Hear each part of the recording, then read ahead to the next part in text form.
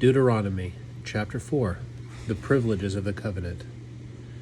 Now, Israel, pay attention to the statutes and ordinances I am about to teach you, so that you might live and go on to enter and take possession of the land that the Lord, the God of your ancestors, is giving you. Do not add a thing to what I command you, nor subtract from it, so that you may keep the commandments of the Lord your God that I am delivering to you. You have witnessed what the Lord did at Baal Peor, how he eradicated from your midst everyone who followed Baal Peor. But you who remain faithful to the Lord your God are still alive to this very day, every one of you. Look, I have taught you statutes and ordinances just as the Lord my God told me to do, so that you might carry them out in the land you are about to enter and possess. So be sure to do them, because this will testify of your wise understanding to the people who will learn of these statutes and say, "Indeed, this great nation is a very wise people."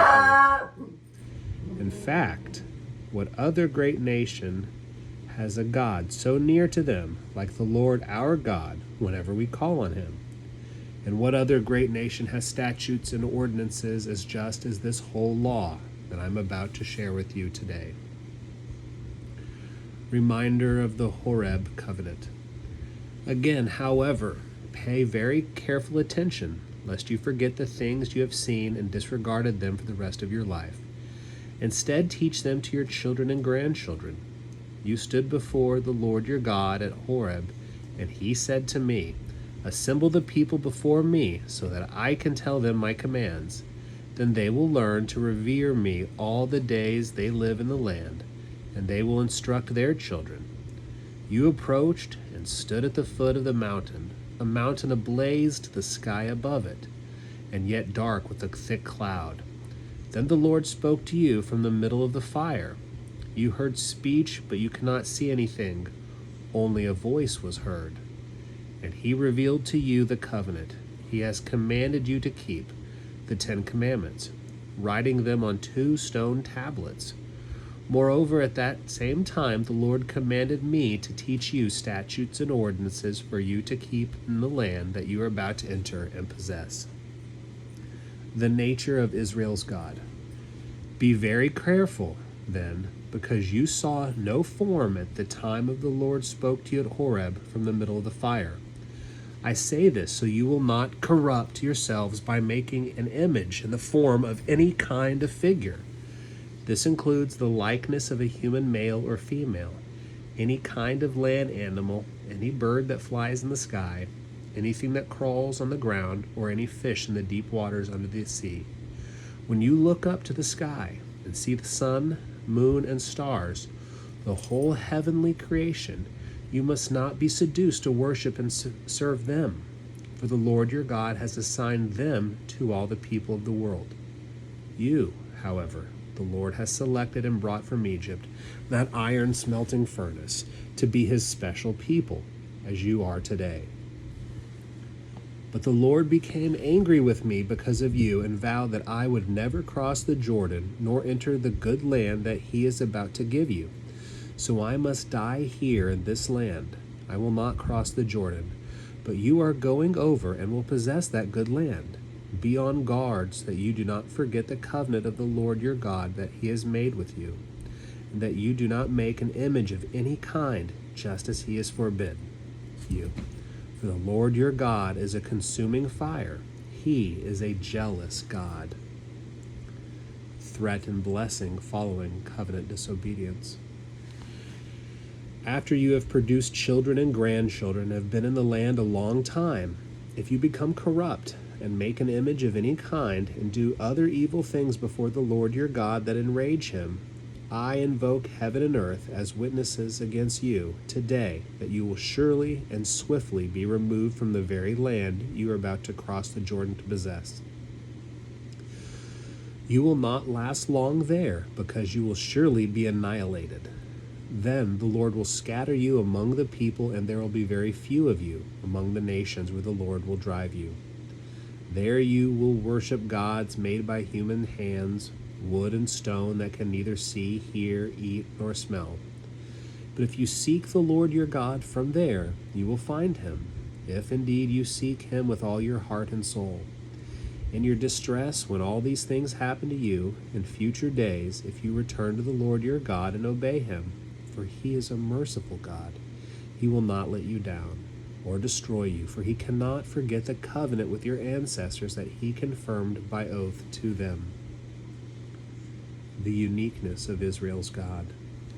Indeed, ask about the distant past, starting from the day God created humankind on the earth and ask from one end of heaven to the other whether there has ever been such a great thing as this, or even a rumor of it.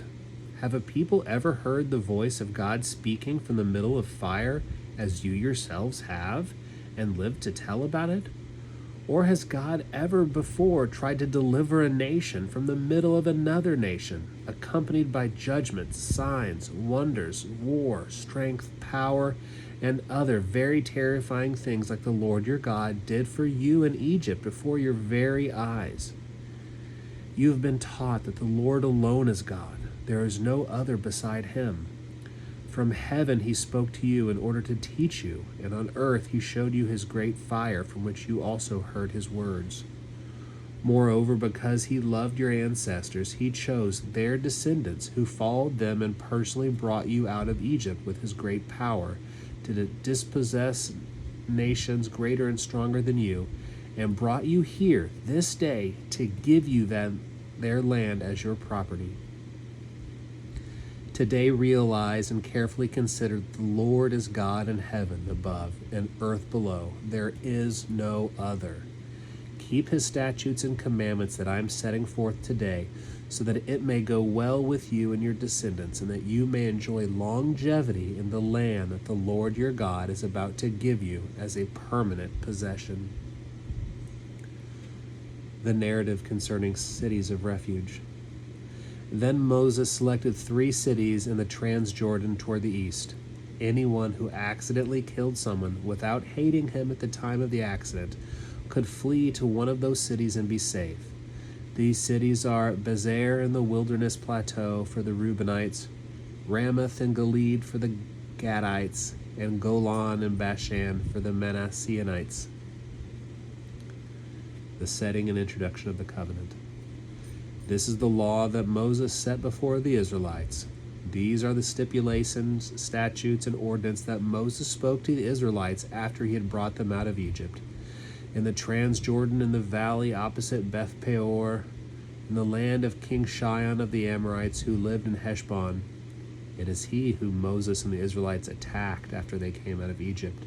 They possessed his land and that of King Og of Bashan, both of whom were Amorite kings in the Transjordan to the east.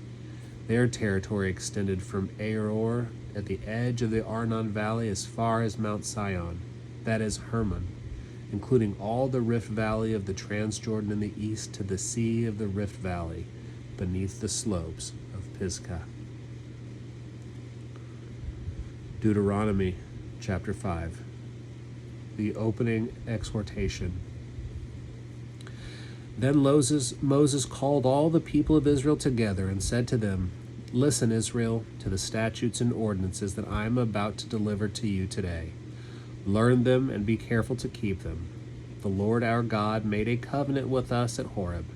He did not make a covenant with us at Horeb. The Lord our God made a covenant with us at Horeb.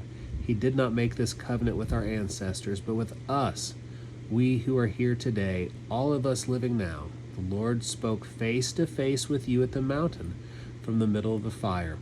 I was standing between the Lord and you at that time to reveal the Lord's message to you, because you were afraid of the fire and would not go up the mountain. He said, the 10 Commandments, I am the Lord your God, he who brought you from the land of Egypt, from the place of slavery. You must not have any other gods besides me. You must not make for yourself an image of anything in heaven above, on earth below, or in the waters beneath. You must not worship or serve them, for I, the Lord your God, am a jealous God. I punish the sons, grandsons, and great-grandsons for the sin of their fathers who reject me. But I show the covenant faithfulness to the thousands who choose me, and keep my commandments. You must not make use of the name of the Lord your God for worthless purposes, for the Lord will not exonerate anyone who abuses his name in that way. Be careful to observe the Sabbath day, just as the Lord your God has commanded you. You are to work and do all your tasks in 6 days, but the seventh day is the Sabbath of the Lord your God. On that day you must not do any work. You, your son, your daughter, your male slave, your female slave, your ox, your donkey, and other animal, or the resident foreigner who lives with you, so that your male and female slaves like you may have rest. Recall that you were slaves in the land of Egypt, and that the Lord your God brought you out of there by strength and power. That is why the Lord your God has commanded you to observe the Sabbath day. Honor your father and your mother, just as the Lord your God has commanded you to do, so that your days may be extended, and that it may go well with you in the land that he is about to give you. You must not murder. You must not commit adultery. You must not steal. You must not offer false testimony against another. You must not desire another man's wife, nor should you crave his house, his field, his male and female servants, his ox, his donkey, or anything else he owns. The narrative of the Sinai revelation and Israel's response. The Lord said these things to your entire assembly at the mountain from the middle of the fire, the cloud and the darkness with a loud voice, and that was all he said. Then he inscribed the words on 2 stone tablets and gave them to me. Then, when you heard the voice from the midst of the darkness, while the mountain was ablaze, all your tribal leaders and elders approached me. You said, "The Lord our God has shown us his great glory, and we have heard him speak from the middle of the fire. It is now clear to us that God can speak to human beings, and they can keep on living. But now why should we die? Because this intense fire will consume us. If we keep hearing the voice of the Lord our God, we will die. Who is there from the entire human race who has heard the voice of the living God speaking from the middle of the fire as we have and has lived? You go near so that you can hear everything the Lord our God is saying, and then you can tell us whatever he says to you. Then we will pay attention and do it." When the Lord heard you speaking to me, he said to me, "I have heard what these people have said to you. They have spoken well. If only it would really be their desire to fear me and obey all my commands in the future, so that it may go well for them and their descendants forever. Go and tell them, 'Return to your tents. But as for you, remain here with me, so that you can declare to you all the But as for you, remain here with me, so I can declare to you all the commandments, statutes, and ordinances that you are to teach them, so that they can carry them out in the land I am about to give them. Be careful, therefore, to do exactly what the Lord your God has commanded you. Do not turn right or left.